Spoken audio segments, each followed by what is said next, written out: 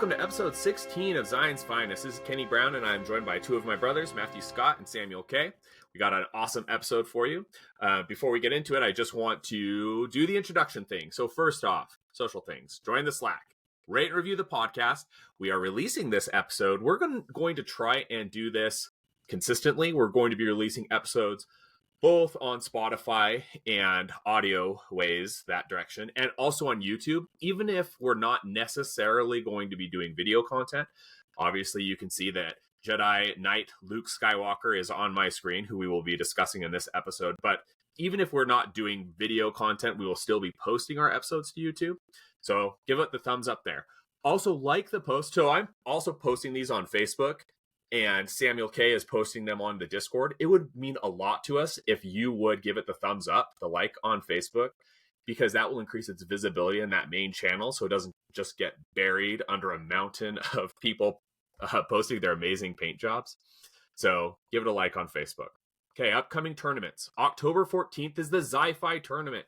We have our custom tokens that Josh Waite, who I'm going to be plugging here in a second, is producing for us. They are awesome. We are producing a focus token, which is entirely worthless, but it's what the people demanded, and so it is what the people will get. I actually think it's going to be awesome. It's a cool token. We are also producing a priority marker token. So what it is a token, looks like a donut, that whichever the priority objective is on the mission card, you can slide this token over it, and it tells you it says to fight here. So it'll be awesome. It's a really cool thing. So we're going to be giving away those custom tokens. I don't know if the custom Obi-Wan and Count Dooku, the two-sided promo cards, will be here by then. I hope they are. They've been to the printer for a few weeks, but I don't know. We'll see. But anyway, October 14th, Sci-Fi Tournament, Demolition Games, Salt Lake City, Utah, starting at 1 p.m., unless there's a change of plans, but you should plan on that. Okay, so the episode today, what we're going to be doing is we are going to be doing a very miniature view of the mini extravaganza. And I should say that other content, we are the last in the order of content creators talking about this. Rogue Support, Momentous Struggle, Jedi's Order, and Hello There all did episodes covering the figures and things that were released or spoiled in the mini extravaganza. We are going to try and do something a little bit different, but I think that if you are just hungry for more Shatterpoint content, you should check out all four of those podcasts, because all of the guys did an excellent job covering things. They did a pretty comprehensive view of everything that had been spoiled. There was Hello There, obviously, talked about paint jobs and lore, and there was a lot going on. Everyone did a great job, and you should check them out. Also, I should say that Hello There recently released an episode on Vader that was excellent. And the reason why I thought it was particularly excellent is because a lot of the points that they were discussing are things that we have talked about in terms of just the comparative strength of Vader, kind of the oppressive weight of Vader Grievous in a match. But one of the things that Amon talked about, which I think was such an excellent point, and a reason why you should listen to this episode, is that the Premier format, he thinks, is going to do a lot to tamp down Vader Grievous, and I think that's right. We've noticed that as we've been building lists for the October 14th tournament, that it's pretty tough to build a Vader, because Vader Grievous pretty much is just the good stuff list. And if all of your good stuff is in one list, it makes for your other two lists are going to be a little bit weaker. So there's a strategy as to how you make that work.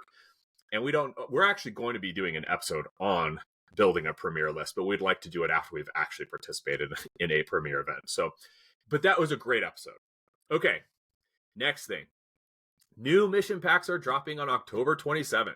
And Matt confirmed this from the Asmodee store. And man, we are excited for that. So everybody, we have been waiting. To be honest, I have not really felt the burn. I know there's been a lot of complaints about the fact that we haven't had any new missions. And obviously I would love new missions. But I have felt there is so much to explore with just the lists and the figures that are getting released, and I haven't stressed about that. But October 27th, it's going to be awesome. 4 months from release of the game to get a second objective set. That feels really fine. Like, they're not as obsessive as us, but like, yeah, getting the second mission set within the first 6 months feels totally fine. Yeah. And so that's going to be awesome. Now, last thing before we get into our recent gain summaries. So I want to give a few shout outs. First off, Imperial Terrain does not sponsor this podcast, But Imperial Terrain, so John is who I've been talking with, is going to be bringing 5 painted terrain sets to LVO, and he is so awesome. John is so awesome, and his store is excellent. He has this very cool Shatterpoint set called Fractured City that is just honestly unbelievable in terms of the detail and everything that's going on with that. I don't know what he's bringing to LVO, but you should check him out. And I am very grateful that he's doing so much to help us with LVO. And then last is Josh Waite. So Josh, he is a local. We know him from the Imperial Assault days. He is heavy into Star Wars miniatures gaming.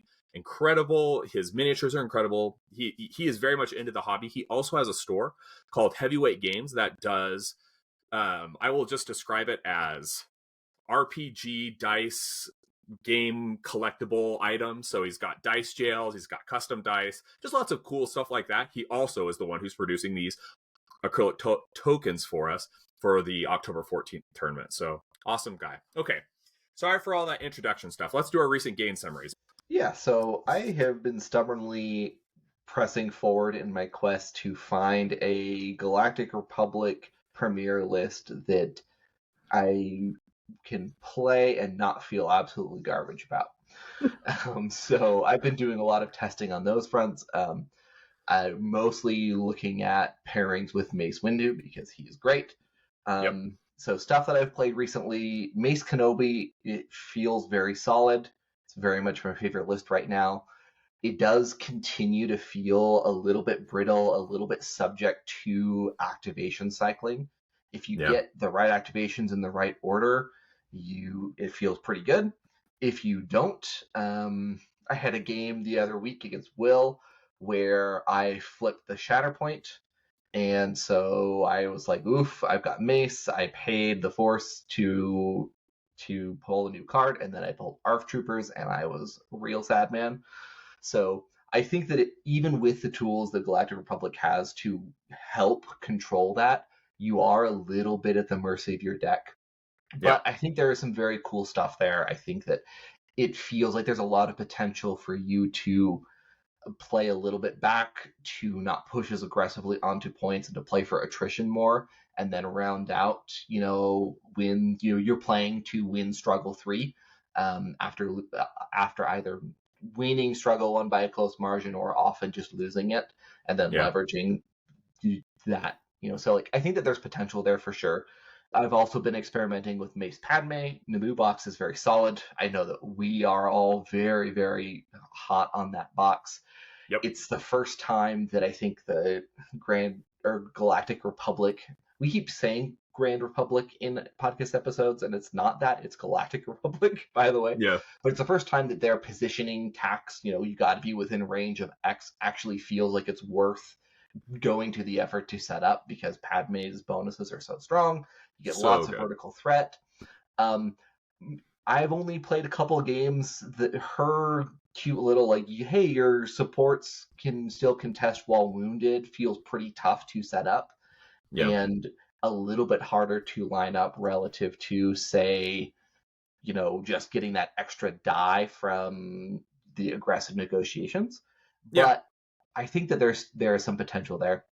The last thing that I've been testing, due to some feedback I've seen in other places, is Kenobi plus Vader. I played it one time. I tested it under pretty suboptimal conditions. It included Barriss and then the 501st Troopers. I was trying that because I was looking at how does that slot into a Premier list with these other things that I've talked about. I think Barriss really struggles there, and playing the 501st never feels good.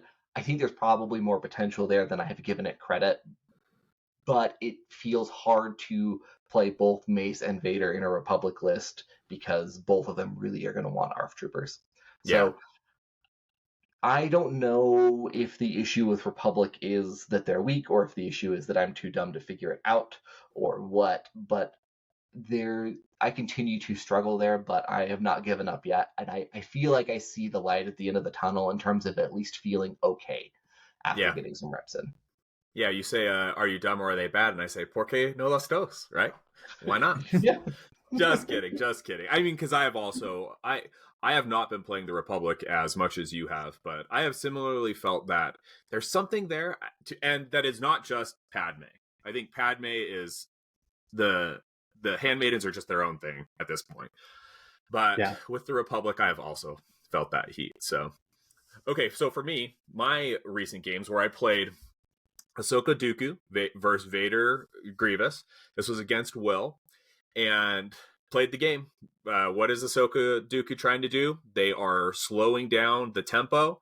They are grinding out. It's an attrition game, but not in the sense of I'm not going to wound more of your figures, but I am just going to wear you down, deny you activations with Jango. Because the great thing about Ahsoka Dooku, unlike Vader Grievous, is that you're very rarely one-shotting people. And so because of that, you have Jango, who you are aggressively positioning, with Obi-2 to protect him, so that when they activate and you have done all but 2 or 3 damage, Jango has a real chance to deny activations. I denied 3 activations with Not So Fast with Jango in that game. And the great thing is, so in Vader Grievous, what Obi-2 is doing is generally he's protecting Grievous, is what you want. You want to pull attacks off Grievous because he's your weakest character. And so Obi-2 is either protecting himself or Grievous, and then everything else is kind of, doing its thing. In Ahsoka Dooku can handle, they are totally fine by themselves. So Obi-2 is either going off on his own, or he's protecting a figure like Jango. And it just feels so good having Jango in the middle of the pack and them knowing that they will have a very hard time getting to him. Just feels really, really good. So it was an excellent game. Will's an excellent player, but I just feel like Ahsoka Dooku, it's not obviously a strongly favored matchup, but it has answers, which I have not felt before in the list that we have played. I think the biggest weakness of Vader Grievous is that it's not a good premier list, but now I have felt like actually there's a list that has some play into it. So that was one thing. I played Mama T and Dooku versus Mama T and Padme. So this is me and Morg's game. It was my first game on TTS.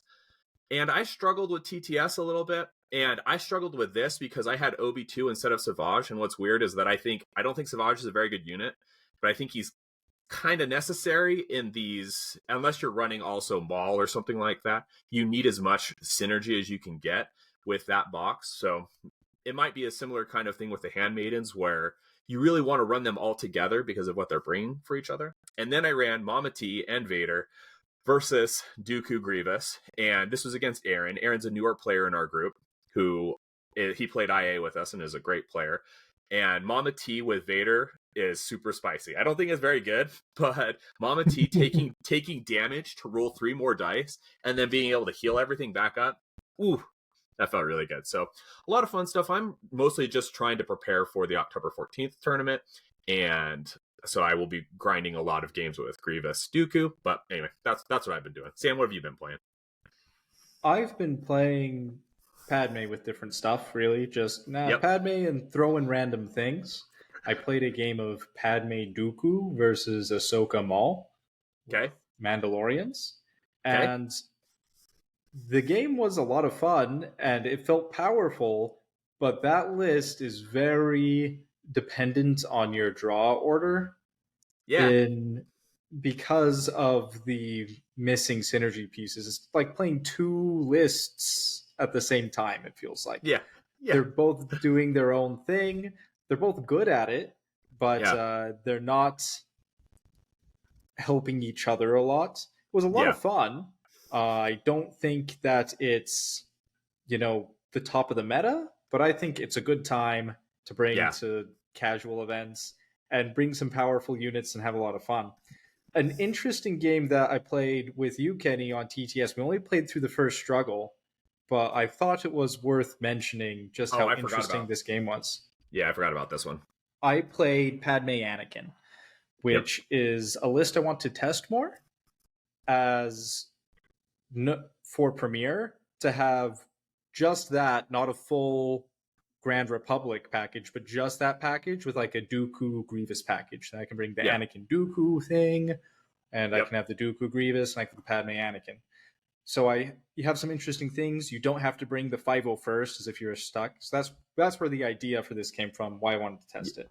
However, in the game we only played one struggle, and it was a long, grindy struggle. Oh, so long. And I won with my last 3 activations all being ARF Troopers, Yep, who I was wild. Shatterpointed, and then they were my last card in the deck, and then they were the first card in my deck. And Yep. I was horribly behind in attrition, but ARF Troopers are really good at pinning people. So I Yep. had basically all of your list pinned, which is what allowed Yep. me to win the struggle. Because then your Dooku went, and he couldn't move anybody into a position. He just spent his turn unpinning people Yeah. and walking. Yep, exactly. Yeah, And that was very cool. a very interesting one. A very interesting scenario for me that I haven't been in, where it's like, what can you do when you're activating probably the weakest piece in your list 3 times in a row? Like, how effective can they be? And I think it really showed me that I should never really sleep on anyone, that characters can do stuff, especially when they can do things back to back to back to back. You can put a lot of pressure and really focus down on the one thing that they're trying to do. I mean, the thing is, Sam, is that you're not wounding people. You are applying conditions, you're holding people down, and you're taking points, right? And that's what the ARFs are doing. And so, yeah, it was a very good, tight game. It was also on the Ewok village, which is the wildest terrain I have ever seen set up. And it was my second game on TTS, and oh boy, I was struggling, I will say, because it was just very awkward in terms of maneuvering things and not being able to see things, but such a cool map. It was very interesting. You and I were talking about this recently, but I think that there are 2 things about Shatterpoint that make just testing for effectiveness really, really difficult. Yes. One of the things is that, like, genuinely the margins of difference in strength between different units are incredibly, incredibly close. Yes. You know, we like to bag on the 501st, and, you know, or if there are some other units that we are, you know, less hot on, or there are units that we are more hot on. But, like, the total distance between, like, those outliers is really, really small relative to some other games that we have played, for sure, right? And the second thing is that the nature of how activation cycling works is in just about every game, you are going to have at least one character, at least one unit, who is just not going to do very much. Through no fault of their own, but just because, like, hey, they flip up during a bad time, or they activate in a weird order, or those kinds of things. And so one of the things that makes it really hard to figure out what works and what doesn't is, like, I don't know, is Barris bad, or did I just have, like, the worst possible luck in flipping her up in the one game that I played with her? You know, it's like, those things are so hard to assess, and it's one of the great things about this game. Yeah, there are so many conflating variables that it is so difficult to understand why it is that a certain list does or doesn't do well. This is part of my problem with our assessing the Republic, is that, to be honest, I mean, we have played a lot of games with them, but it is so hard to know, well, does this list not do very well because we haven't quite learned the timing of the activations? And that it's actually the case that if you pull your ARF troopers, we didn't learn this until recently, that you should reserve them. You should not be, oh, well, I guess I'm just going to send them forward and take a few points. Like, you should not be doing that. And so there's just a lot of things where, oh, you figured that one thing out, and now we have to test the whole suite of possibilities again, right? Oh, now that we've improved our play. So it's which is why the game's awesome. Yeah, I think part of what we see too is that, like, I think that's one of the reasons that the Separatists feel really strong right now, is that they're very much built to be the faction of, hey, we have just consistent, solid, flexible activations every time, you know, no matter who I flip, they have mobility, they can kind of get to where they need to go, and they can do something. So comparing that to a faction like Republic, where it's quite a bit more like, no, your units are more specialized and you need them to do particular things. There's just a lot more rakes to step on in terms of figuring out how to deploy them correctly. 100%. 100%. Okay, so that was our recent game summary. So what we're going to do in this episode is we are going to be doing a discussion of the mini Extravaganza, and specifically we're going to focus on 2 units. We're going to focus on Jedi Luke and Plo Koon. And instead of doing just a general overview, I will encourage you to check out those other content creators for that. What we're going to do is try and give a more sustained analysis of what we think these units are going to do.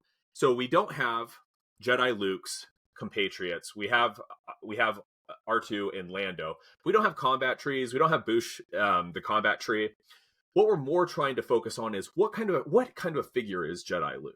And Plo Koon is similar and actually going to be a little bit easier for us to discuss because we know where he's going and what his list is trying to do. Right? We know that he's going into the Galactic Republic. He's going with the clones or Padawans. So, and we have tested that. The three of us in particular, we have played a lot of games with the Republic. And so we can give a little bit more. Well, I guess Sam has given most of his games beating the Galactic Republic, but I play some Galactic Republic. I love playing Anakin. I enjoy playing Padme a lot. So yeah, when we say Sam plays the Republic, what we mean is he plays Anakin, and then he plays Padme. Now that Padme's been released, that's what he's played. But we've got a lot of experience with this, and so that our analysis of Plo in terms of where he's going to fit is going to be couched in that. Okay, so just wanted to give that out. Now, Matt, take it away. Yeah, so the other thing I wanted to tee up here is these are very preliminary, like nobody has enough information without having played them, like how something translates onto the table, totally different. It's hard to, you're going to miss things, right? Yep. And so we're trying to say like, hey, where are we going to start with our testing? Where are we going to try to assess stuff early on? What we can do though is we can compare what they look like on paper to other units that are in the game and what they're trying to do. And the other thing that we can look at, and this is more the case with, I mean, it's really the case with both of them, but especially with Plo Koon, we can look and say, hey, what is he trying to do? And do we think that's something that the Republic needs right now? In the case of Jedi Luke, we're looking a little bit more like, hey, he's the first full reveal of a Rebel Alliance character that we have seen. And so what clues does this give us about what that faction may or may not be trying to do, as we get more information, as we actually get to see those boxes? Agreed. Absolutely agreed. And again, as Matt said, nothing we're saying is definitive. I think that it is the worst to feel like in this first take, we have to nail it exactly. And if we don't, it's going to be thrown in our face. Obviously, we don't know. We can just look at these figures and based on what we have observed as we've played the game before. And everything is heavily contingent. It's contingent on what the supporting characters and the secondary units with their combat trees look like. It's also contingent on what other units in the faction look like. If we've got Han Solo with the Rangers who are giving out all of these incredible Rebel Alliance abilities, that will obviously change math. So, there's just a lot of things going on with this. Yeah. Okay. So, Sam, give us our short highlight of Jedi Luke. Jedi Luke, I'm super excited for him. I'm excited for the Rebel Alliance in general, but what we have here is 7 squad points and 3 force. Basically 4, because every time you activate him, he has a tactics ability that gives you 1 back, gives him a bit of movement. So he has free movement, free force refresh whenever he starts. His movement ability is really wonky. We'll get into that, but it allows your opponent to move their figures as well. He has 2 different types of defensive tech, 1 for range, 1 for melee, and a very selfish identity. It doesn't benefit anyone else in your squad, but keeps Jedi Luke doing his thing. And then he has his 2 stances are very different. They do very different things, and I want to talk about them briefly a little bit here.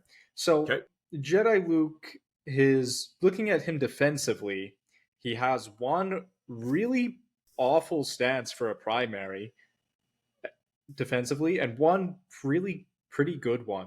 5 dice with 1 to 3 for a single block and crit to a strike is brutal, really bad. It's only Grievous is worse, I think, as a primary. It's terrible. It's really, really bad. So you're going to want to end Luke in his Form 3 Soresu stance as often as you can to keep him alive. He has defensive tech to help make up for that. So leaving him in Form 5 is not going to be the end of the world, but it could be a problem. The other interesting thing is that Luke is going to be getting 5 dice attacks from his movement. And 5 dice attacks, I'm only expecting 2 steps on at most. And so you're looking at his non-defense on his Form 5 side, that's 5 damage, which is a lot for a 5 dice attack. Yes, it is. You get to shove someone twice, which is incredible for a 5 dice attack. So his early trees are both really good, but they do very different things. So I think managing his stances is going to be key to getting the most out of Luke. Yeah, let me jump in here to say that I will tell you his Soresu form is obviously weaker in terms of max damage output, but he has the Magna Guard's expertise you'll see here, where the 2 to 3 becomes 2 crits, and then 4 is going to turn into 2 crits and a jump. That's pretty solid. I mean, I am expecting him to get 2 to 3 steps most of the time on his 5 dice attacks, even if he's on Sora Suit form, which feels real good, to be honest. The other thing about this too is that, like, if you are just trying to play him kind of more like an Ahsoka, like, hey, you just need him to stick to a point. Yep.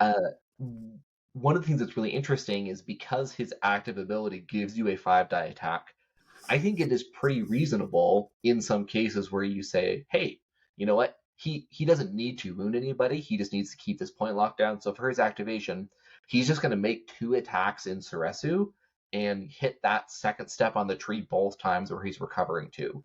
Yeah. And if all you're doing with Luke is saying, I'm stuck on a point, you cannot push me off, and I just healed 4 damage and did a little bit of chip damage, some repositioning, some shoving. Yep. There are worse things that you can do with an activation from a primary. Yeah. Yeah, we've seen how powerful characters who can just hold down points are, like Dooku or Obi-2. That having a character can just lock down a spot is really, really powerful. Yeah, absolutely. The other thing I want to notice, his identity is really interesting. It leads him so that the first time you activate him, you get to move him up, and he's immune to pin, which I think is exactly what you want to be immune to heading into your second activation. Because pin is what you want to put on. It's a mid-game condition. You want to be applying it to your opponent's pieces mid-game to cut down what they can do. You're not going to get onto them early. Usually they're too far away. If they're in their deployment zone. Late game, you just want to score points. You're more concerned about getting those last few things to get you over the edge. Pin is a condition used to set up for the future with. So you want to get it mid-game. Him being immune to it mid-game is incredible. And then after once you reshuffle, he's going to be immune to expose, which is going to make it that much harder, even though his defensive expertise is bad if he's in Form 5. It's just going to make it that much harder to actually truth through him. I think you're going to want to try and order it so he's immune to pin as much as possible, but the expose will be clutch in key situations. Yeah, the other thing is that his defense is terrible, but he has 11 health, and he has got this sweet defensive tech with I will not fight you and deflect that make it so he is. I think he's deceptively very tanky in terms of what it's going to take to remove him. So, yeah, that melee defensive tech I want to talk about because it's so interesting. I think it is the only defensive tech in the game that we have seen where you are having to pay up front without knowing whether or not you're going to get any benefit.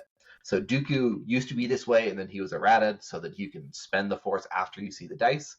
Kenobi has his super deflect. You have to pay the force up front, but you get a hunker token to improve your defense immediately, and then you get to do the damage back if they roll the failures. This one is you pay the force when you're attacked with a melee attack. Like when you're targeted, you spend it, and then after it's resolved, if they rolled a failure, you can recover 2 and jump. I ran the quick numbers on this, depending on the number of dice in the attack. I kind of looked at like between 5 and 10 attack dice because that's kind of the normal range. Most attacks are right about around 7. You're expecting that they're going to hit that at least one failure between 85 to 90% of the time. So it is pretty safe for you to do it. However, the impact of it, like the recover only matters if you don't get wounded. And so I think it's going to be a very skill testing ability. You are going to have to be familiar with how much damage you're expecting from the attacker and whether the recover and the jump is going to be relevant or not before spending the force. Yeah. So, and I think that the other thing that's really interesting about it as defensive tech is that it is very valuable the early on, the less damage that you have. And the closer you get to that breakpoint of wounding, the more questionable it becomes. The other thing I think is worth really calling out with Luke is his force economy is just garbage once he gets wounded, right? Yeah. When he's fully standing up, like he has his one active ability that you spend 1 force on if you want to do that to get an extra dash on top of the free jump that he gets on top of all of the other stuff.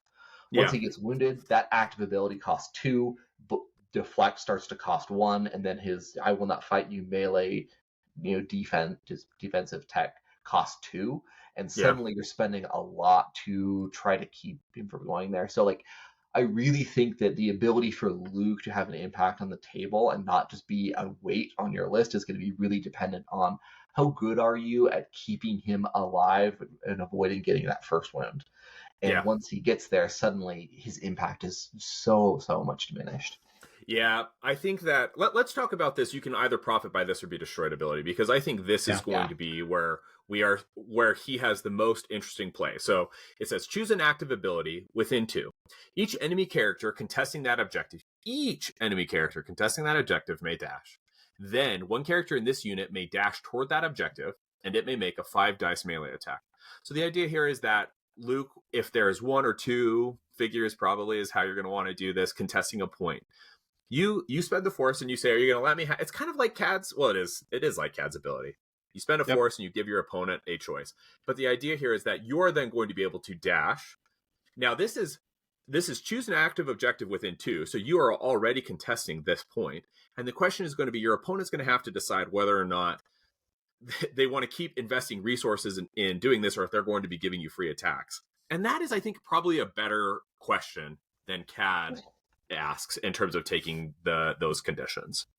I do think it's better than Cad's. I do think that we can see from... I don't think that ability is particularly powerful on Cad's. I think it's fine. Yeah. I think this one's better, but I think it can really punish you. Yeah. I think that there's a real chance that your enemy can profit by this. Yeah. That they're going to be able to move on to another point and steal it from your control.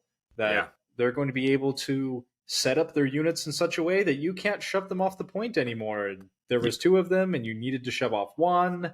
Yep. And it's going to be real tricky. Yeah. So I think it's going to be really powerful at certain times. Yeah. As I said, sometimes you need to get 2 people off. They can't really do much about it. They're gonna be like, okay, I walk away, or they're gonna leave someone on there, and then you're gonna smack them and shove them away, and then you're going to flip your stance to your damage stance and murder the other person there. Yeah. Yep. A couple things that are interesting about this, like if you are picking an active objective that you are contesting, but your opponent is not, this is just a dash plus a 5 die melee attack for 1 force, which is incredible. That's a great point. How often you can actually make that 5 die melee attack if you're dashing towards an objective where your opponent isn't is another question for sure. But I think there's going to be some flexibility there. But like, I definitely agree that there is going to be opportunities to tee your opponent up to benefit from this more than you, and you're going to have to be very careful about when you apply it. I'm a little bit skeptical about the opportunity that you will have to create kind of a checkmate scenario. But I think that sometimes you are just going to do this as a way to say, I need to take this point. Yeah. And the movement abilities that my opponents can gain from it are going to be irrelevant. If they dash away from the point so they can't attack them, that's a win. I need the movement to contest the point. So like it feels like a ripcord that you pull when you're in a bad situation more than an ability you're looking to maximize every single activation. I will say this. I think that I foresee this ability having the best usage case in 2 scenarios. One is when your opponent has 2 units on a point, and you need to get them both off, or you can do your attacks into them. And like Sam said, obviously they can be positioned in a way that, it's going to be tough to shove them. Yeah, maybe, but make your opponent make those choices. This allows you at the very least to have the chance for a single figure to take 2 off of a point, which is awesome. I mean, but obviously with all of the caveats that Sam has mentioned. But the other thing I think is what Matt just mentioned, which is that your opponent doesn't need to have anybody there. You just choose the objective. They can choose to flee, and then you get to make your 5 dice attack. So I just think that there are going to be some pretty cool things that are going to be coming out of this. I think it is going to be incredibly skill testing, both for you and for your opponent. So I'm just excited for it. And I think Jedi looks awesome. There's no requirement that you actually make the dash in order to make the attack as well. No. So there may be room for a shenanigan where you're contesting one objective and you're using this to get a free attack to approach to another one. So you say like, I'm going to trigger it behind me. I just won't resolve the dash. My opponent doesn't get to move away because they don't have anybody there. I'm making a 5 die attack on a different unit and then maybe moving on to that point where they were contesting. So That's a great point. There are cases here as well. It's how often they come up, we will have to wait and see. Yeah, great point. That's a great point. We talked about what does this tell us about the Rebel Alliance keyword going forward. The answer is almost nothing. Luke doesn't have any keyword references there, and it doesn't seem like his box, from what we've seen of the other units, have a ton of synergy there specifically, which is very interesting. It seems like he is designed to be more of a good stuff unit, but we'll see what the other Rebel Alliance synergies are there if they can tee him up. Thematically, it does make sense that even though he has the Rebel Alliance tag, he's kind of going his own way and doing his own thing so as to not endanger the mission. Right? Yeah, for sure. Absolutely, for sure. I just want to say, in terms of analyzing Luke, I was thinking about this in terms of like, what kind of unit is he? Is he a control piece? Is he a support piece? Is he a lone wolf? Is he a defensive anchor? I think I am more seeing him in the lines of kind of a blend of control, lone wolf, not really offensive, but defensive anchor. So more on that side of the line. I don't think he's going to be incredibly offensively flashy in terms of spiking units off of the board. One of his sides, so let's pull this up. His Gemso side, I mean, if he maxes out, he is doing good damage, but I don't think that's going to be what you're expecting him to do most of the time. No. I mean, 6 damage in reposition on 3 successes is solid. It's awesome. Oh, it's super awesome. I mean, but it's not doing 11 damage and, wounding somebody, right? So he's going to be a great figure. He's going to be difficult to wound, I think, if he's played correctly, difficult to remove off of points, and he will be forcing your opponent to make tough choices in terms of what they're going to do about contesting objectives. So I'm more seeing him in that control-y kind of defensive sphere, but I think he's just going to be awesome. So any other points on that? No, I agree with that. That's what I would say, that he is a lone wolf. You're going to be able to throw good stuff with him, and it'll work. Yeah. What do you think about, Sam? Tell me what you think in terms of comparing, before we move on to Plo, what do you think about comparing Jedi Luke to Anakin? It's not exactly the same. There's not an equivalence there, but you have played Anakin the most out of all of us. What do you think? Yeah. What's your comparison? So I think that Jedi Luke is decidedly less force hungry.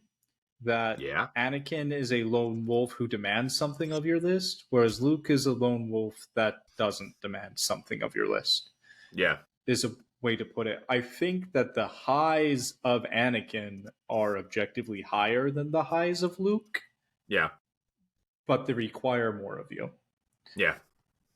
That's fair. What do you think about in terms of Jedi Luke and Maul? And speaking of units that don't require a ton from your list. I think that they are going to fill very similar roles. I think your question is going to be, they're both going to be highly mobile. Like a free jump does a lot. And this dash, even though it's situational, is a lot of movement. And he has a lot of movement on his combat trees, Luke does. Yeah. So he's going to be mobile. He's not quite as guaranteed control as Maul. I think they're going to play very similar roles, but I think the question is often going to be, what do you want to bring with them? If you're happy with just bringing 7 points of stuff, then I think you're happy to bring Luke. If you want 8 points of stuff, bring Maul. Yeah, I think they're going to hit very similar spots in this, though.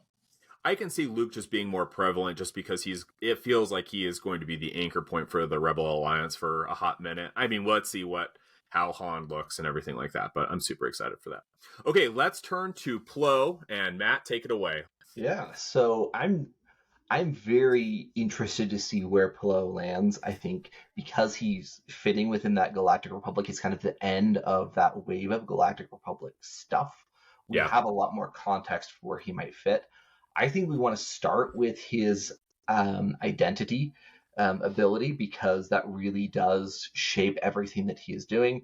There's a lot of text there. It's called "We Can Do This the Simple Way" or the difficult way.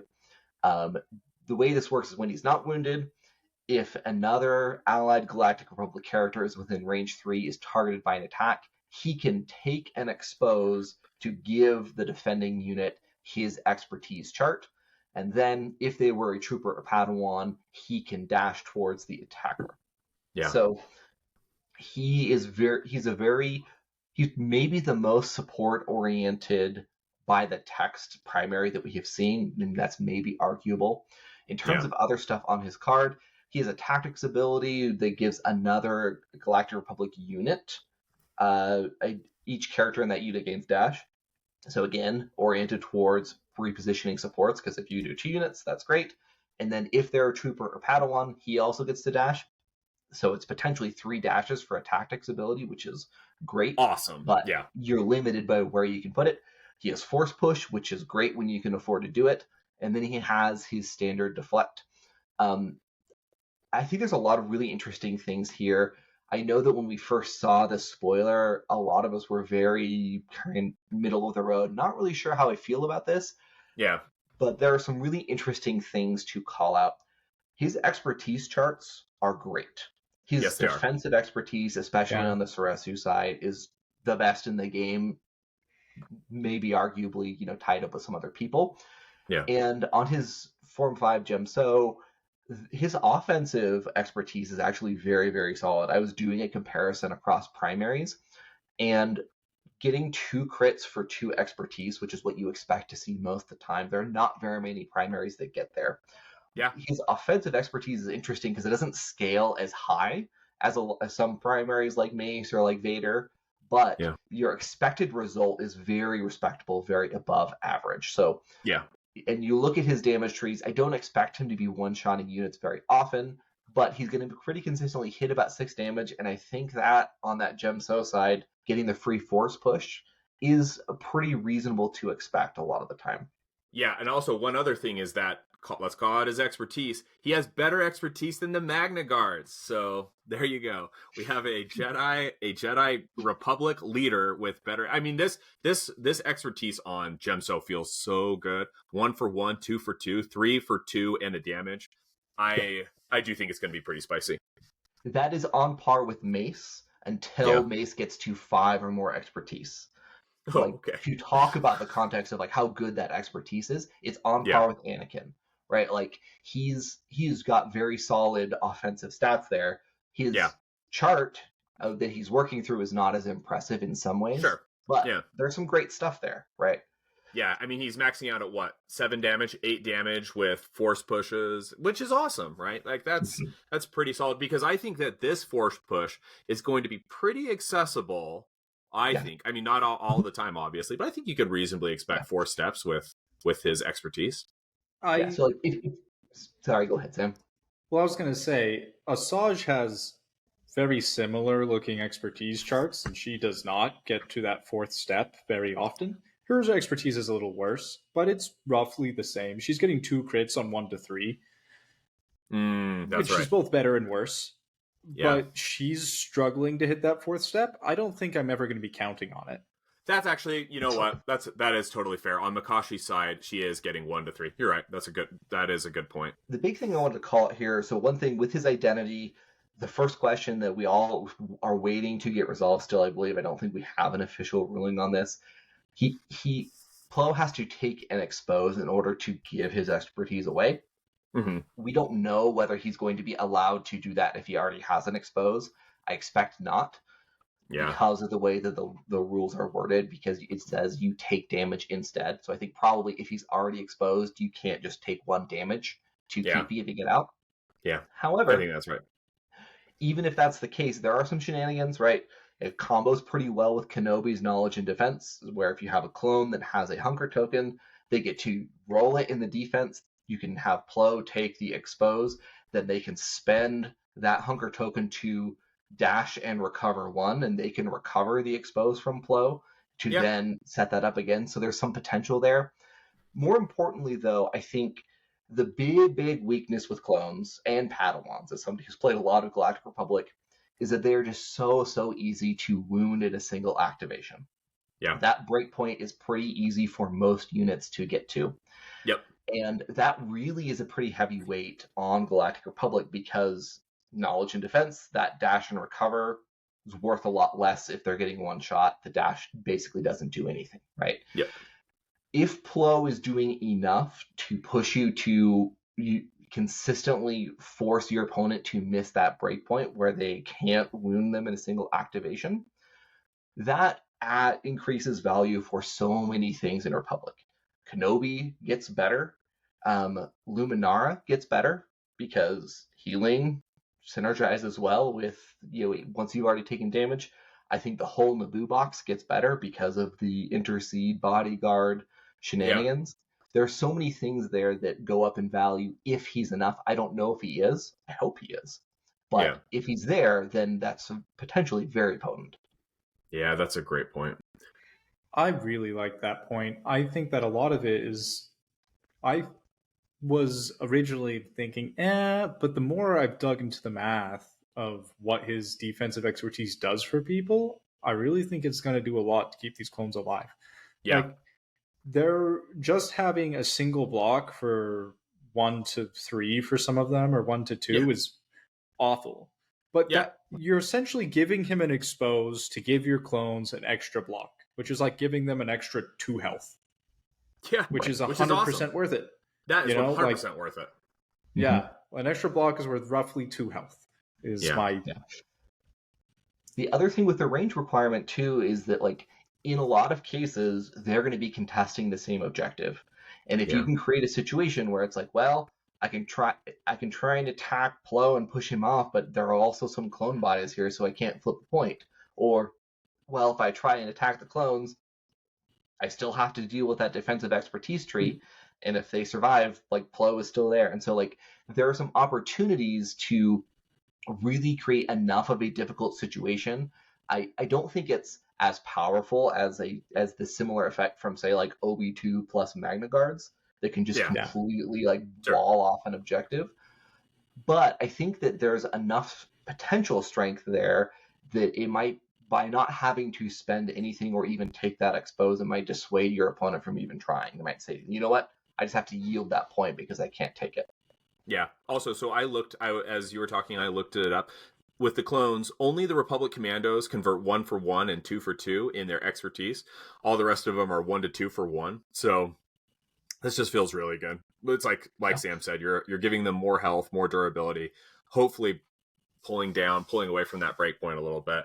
And I do think, especially with that dash, because he might not need to be on the objective, and it's kind of a similar effect to Ahsoka, where they might wound. Maybe, they might be able to get the wound actually, even despite your expertise, but then you're still able to get back onto the point. So there's just a lot of cool stuff going on there. Yeah, I think handmaids become legitimately tanky with that. 8 health, and 1 for 2 blocks is legitimately hard to burn through. Yeah, what I'm going to look up right now, what is their current expertise in terms of their defense? No, it's not. It's 1 to 2 for 1, and then 3+ is a block, and then a crit to a miss. That feels terrible, actually. I mean, the crit to miss is awesome, but 3+ with a block crit to miss is better than 3+2 block, in my opinion. Well, yeah, but the 1 to 2 for 1, I mean, they're rolling also their defense dice. They're rolling 5 defense dice on melee and 5 on range and 4 on melee. So yeah, Plo adds a lot there. That does feel pretty spicy. Yeah. For a game that is so much about action economy, what matters is, can you prevent people from hitting the breakpoint? And this is something that I, yelled about in a thread on the Slack, a couple weeks ago. But one of the problems that we have seen with Luminara is that healing damage only matters if it is able to prevent people from hitting those breakpoints. Like, healing damage is so much less valuable than preventing damage of the same numerical value because of how it interacts with those breakpoints. And so, like, what I said in that thread was, like, if Luminara is helping the Republic to prevent damage instead of heal it after it's been done, that maybe creates enough of a defensive wall that, clones don't feel quite so bad contesting a center line objective. Yeah. And Plo does a lot of those things, which is very, very interesting. I am not 100% convinced that what he has is enough to where there's a consistent enough benefit. And it's going to depend a lot on what else is in his box. But I am pretty optimistic that his squad is going to be a great pairing for a couple of different Republic options in terms of team end up. Yeah, especially, we're not talking about Wolfpack right now, but Wolfpack is obviously going to be an interesting figure in terms of mixing that up. I think the 8 squad points is actually massive. Yes. Because I think Galactic Republic, they could go with 3 8 squad point leaders, but one had to be Ahsoka, who doesn't feel like a Galactic Republic unit. Yeah. So, but I think they really don't want to bring the 501st. Like, No. I think if there's a models in the game that are really just an anchor, it's them. They are literally outclassed by the ARFs in every way. But what you can do here now is you can bring Padme, Yep. Plo Koon, Yep. General Kenobi, and Yep. and then choose one of Mace, Anakin, or the other. I guess that's it. And then choose one of those two, right? Yeah. So or Vader. That's the other Galactic Republic 7 I was thinking. Oh right? yeah, good old Vader. Because I think that there's a legit Vader Plo list. Yeah. Yeah. So you're going to choose one of those to bring your ARFs, and everybody else bring your 4-point clones, which are or handmaids. You know, I think that makes those lists so much better when you don't have to play a match with the 501st. Yeah. I want to call out on that Gemso to the Vader point. That third step where you get a choice between 3 damage or 2 recover and 1 damage. Yeah. Very cute. So you can take the Vader dice and say, okay, yeah, I'm gonna get the force push. Yes. And I'm gonna heal the damage that I just took in order to guarantee the force push. And probably get the reposition also, right? Like, I think that Plo Vader seems really, really fun. And again, having access to recover on both of his attack stance forms in a relatively early place helps a lot with the fact that he's going to be giving himself expose. Because some amount of the time he's just going to want to recover that expose from himself to tee up some more defensive tech in the future. Yeah, I am just loving how symbol dense this tree is, right? He's only got 5 steps, but I just love that he's getting a pin push, 3 damage or this, force push. You know, it's just with Vader, man, that just seems like it could get really good. It just in terms of what he is going to be consistent, right? Kind of like Obi-Wan, what he's bringing to his combat. You know, he's not spiking someone off, but if you've got someone like Vader, wow, that feels like it's great to be able to know I'm going to be able to pin you, push you, heal the damage I took, or if I'm not worried about it, I'll do 3 more damage, force push you, and reposition, right? If I'm rolling those 3 extra dice. I want to talk more about this potential Vader list. I've talked about before the idea of a Vader control list, and I don't think it was quite there. I think Plo might actually make it happen. One, unlike Asajj, he can have a pin before his push in this list. So you're going to be able to pin the model and send them to the middle of nowhere, which is a huge deal. Additionally, you can build around Padawans because his abilities trigger off Padawans. So we already know Ahsoka's a pretty good standalone model. And Barriss, interestingly with this, the fact that Plo can move Barriss, like giving her that extra dash, I think is actually going to be a big deal to move Barriss along with Plo when he goes. So he's getting even more extra dice. So you can set that up more consistently. I think that there's a legit like Padawan melee focused Vader control list where you're just having these figures who are trying to push and shove and send people to the middle of nowhere instead of one-shotting people. That I think is going to be legitimate when Plo comes out. Yeah, I've been running Mace with Barriss for that reason, is that Mace being able to have Barriss kind of keep up with him, because she doesn't have any out of activation movement. And she also, her big problem is that she is not enabling movement for your primaries like Snips is. But with Mace and now Plo being able to keep pushing her up the line, it does, especially in the mid game where you're thinking, oh, I'm going to have Mace or Plo go jump on this figure and Barriss is coming along so that I can have more dice. It does feel like that's going to be really strong. And then there's also the choice of, like you said, just going with Vader and taking damage to roll more dice. And I think Barriss is the only one out of the figures you mentioned that doesn't have heal on her combat tree. Snips does, Plo obviously does, so that feels that's pretty awesome. However, if you give Barriss a dash and you force speed her so she gets a reposition, then she's getting all the movement she needs. She can make her attack, and then hopefully you can spend an action for her to recover everybody, not everyone, but half your squad. because she It's a great recovers point. everyone within range 3 of her. Great point. Oh, that's such a So good point. yeah, so you Yeah, I can think heal some of that splash damage. Yeah. yeah. I've talked about this a lot, but I think that one of the reasons that the gates limiting Varys, in my opinion, has been like Galactic Republic is so dependent on getting activations in a particular order Yes. because the supports are really, really bad going early in the game. Mhm. And like you don't want your supports on the center line because they can't contest. A No. lot of your primaries, like Obi-Wan is, like your primaries generally are very good on the midline contesting objectives, but like Obi-Wan kind of incentivizes you to reserve him to get the free movement and to go Yep. a little bit later. Mace, you really want to be able to wallop somebody with his activation. Um, and so you run into this situation where you're kind of like, well, I don't really have anybody that I want to go on to those points first. I've resigned myself to, okay, you just take your primaries and your secondaries and they lead first. Yeah. And that's kind of how you have to sequence those activations. But Varys is kind of struggles because she doesn't do a lot of damage. Her best use case scenario really feels like bombing into a point where your opponent has multiple units there and she's not there to do damage, but she's going to shove one of them 2 or 3 times and she's going to force push the other one and she can like body 2 people off of a point, or she's trying to team up with a primary, and none of those things really go like synergize well with moving forward.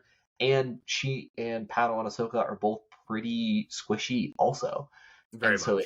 all of those things together, the weight of the Padawans has been they also don't really want to move on to objectives. Where like Rex is pretty happy to do that.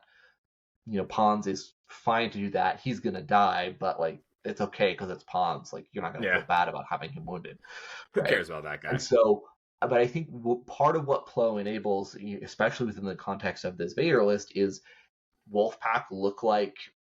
We can talk about them later. I don't think they're great defending points, but they're great at pushing onto points. But your whole list is trying to move forward and to Yes. just claim the middle ground and then say, come at me, bro, which is a thing that the Republic has not been able to do very effectively, and is a thing that, if it works, really creates some variance in strategy for Republic, which is great. Yeah. Sam, do you want to talk about this Republic swarm list that you're thinking about? Yeah, so I think that the Republic has the Padme has enabled them to have an unprecedented amount of movement, and Mace gives them a lot of that movement too, but with bad units. Yeah. However, when you bring Plo plus Padme, now you get a lot of movement, and your units aren't necessarily bad, and they can survive those one shots, is the hope. Yeah. So the idea is that without having to bring Vader or Mace, you can just swarm your people up by giving them so much out of activation movement. So you can have Plo give out of activation movement, and then Padme gives out of activation movement, and then Sabe gives out of activation movement.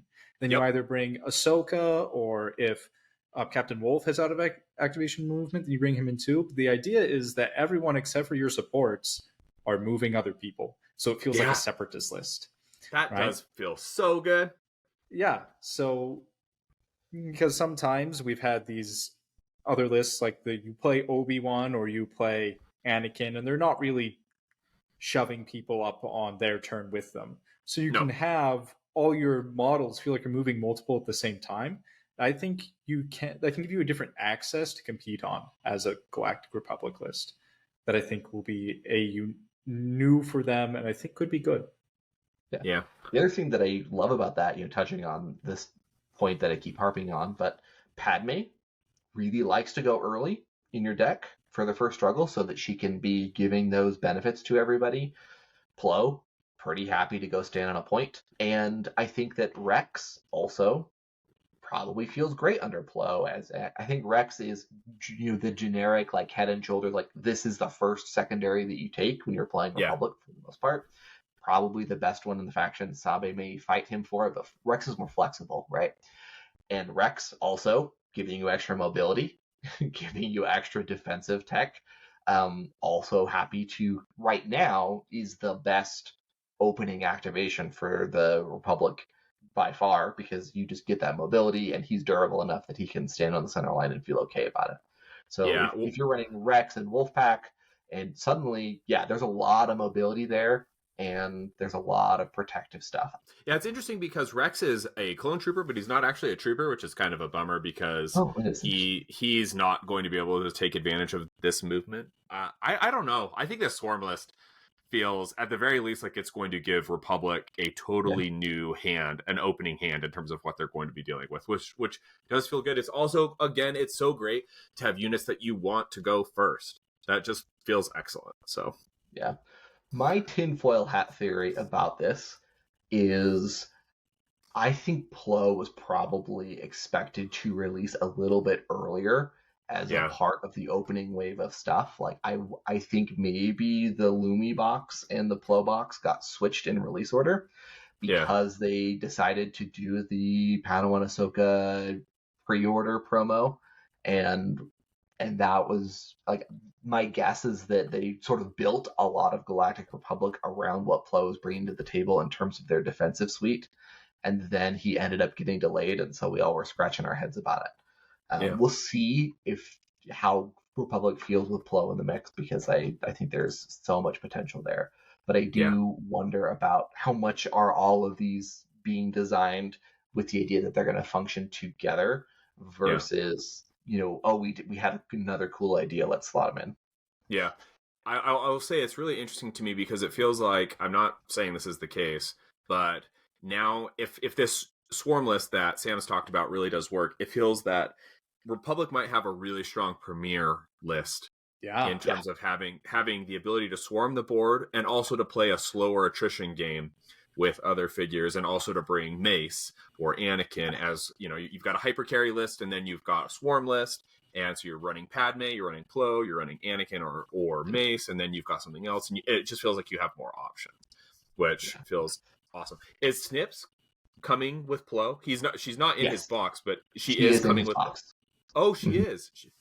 Where is Wolf? Where is Commander Wolf? He's also in that box. Oh, so that's awesome. Unit box. Yep. Well, good job, AMG. I'm glad to hear about that. No, that's cool.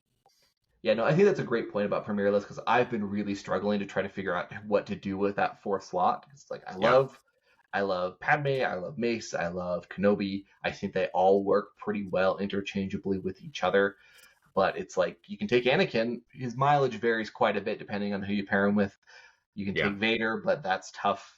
The double 3-cost support if you take Anakin plus Mace is really tricky. Like, there are a lot of things where I just can't quite figure out, like, do I just need to drop Naboo or Kenobi in order to just run two other things? Like, there are a lot of things there. But having the opportunity to just slot Plo in and say, I have 4 different squads that all are pretty happy to synergize with each other is great. Yeah, I am. I was initially super meh on Plo, and to be honest, I was kind of meh on Plo until a few days ago when we started preparing for this podcast, and I was really thinking about his expertise and his combat tree, specifically on what's the good one on Gemso. Yeah, on Gemso is very good, and I have gotten a lot more excited about Plo. I'm very excited to see what he's going to be bringing. I think he's also going to be a super cool model, so hopefully that is the case. Well, everyone, thank you for listening to our miniature take on the mini extravaganza. What we're going to do is the next